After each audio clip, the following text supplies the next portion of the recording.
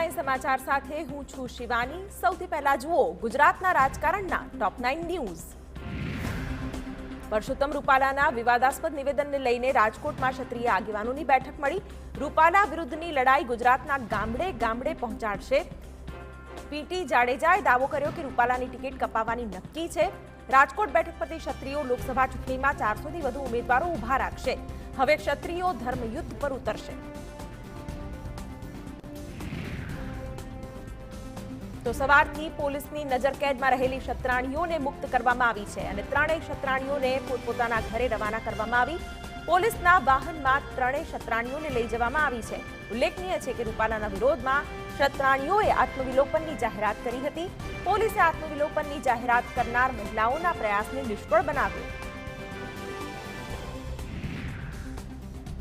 તો આત્મવિલોપનની ચીમકી ઉચ્ચારનારી ત્રણ ક્ષત્રાણીઓ કમલમ સુધી પહોંચી ગઈ। ખાનગી ગાડીમાં ત્રણેય ક્ષત્રાણીઓને જોઈને પોલીસ એલર્ટ થઈ। કૃષ્ણાબા પરમાર સહિત કમલમ પહોંચેલી ત્રણેય ક્ષત્રાણીઓની પોલીસે અટકાયત કરી અને અજ્ઞાત સ્થળે લઈ જવાયા હોવાની માહિતી સામે આવી। આ તરફ કરણી સેનાના રાષ્ટ્રીય અધ્યક્ષ મહિપાલસિંહ મકરાણાની અટકાયત કરાઈ હતી। તેઓ આત્મવિલોપનની જાહેરાત કરનાર ક્ષત્રાણી મહિલાઓને મળવા બોપલ પહોંચ્યા હતા, પરંતુ મુલાકાત થાય તે પહેલા જ પોલીસે મહિપાલસિંહની અટકાયત કરી લીધી હતી। મકરાણા સાથે કરણી સેનાના અધ્યક્ષ વીરભદ્રસિંહની પણ અટકાયત કરવામાં આવી। આ દરમિયાન ક્ષત્રિય સમાજના લોકો અને પોલીસ વચ્ચે ભારે ઘર્ષણ પણ સર્જાયું। લોકસભા ચૂંટણી માટે તમામ રાજકીય પક્ષો પ્રચારમાં જોડાઈ ગયા છે। ત્યારે ગાંધીનગર બેઠકના ઉમેદવાર ગૃહપ્રધાન અમિત શાહ 19 એપ્રિલે ઉમેદવારી ફોર્મ ભરશે। ઉમેદવારી પત્ર ભરતા પહેલા અમિત શાહ જનસભાને સંબોધિત કરશે।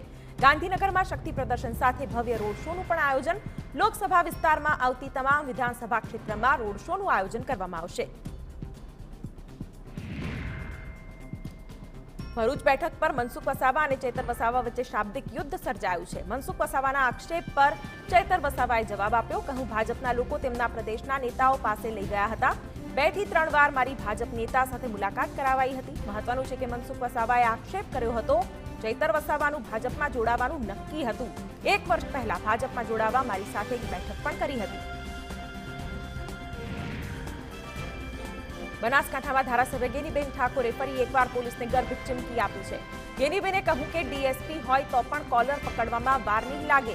પોલીસ જો કોંગ્રેસના કાર્યકરોને હેરાન કરશે તો કોલર પકડીશ। ચૂંટણી પ્રચાર દરમિયાનનું વિવાદાસ્પદ નિવેદન વાયરલ થયું છે।